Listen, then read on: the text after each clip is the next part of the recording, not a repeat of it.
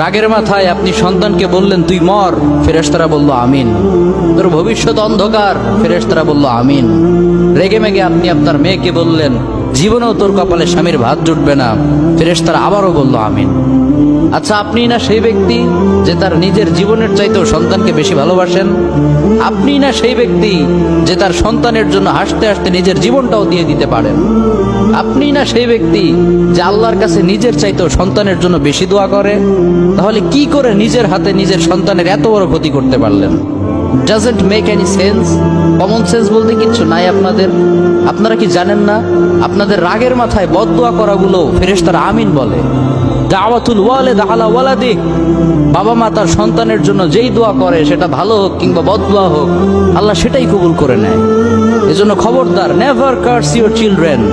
রাগের মাথায় কখনো সন্তানকে অভিশাপ করবেন না। খুব বেশি রাগ উঠে গেলে তার জন্য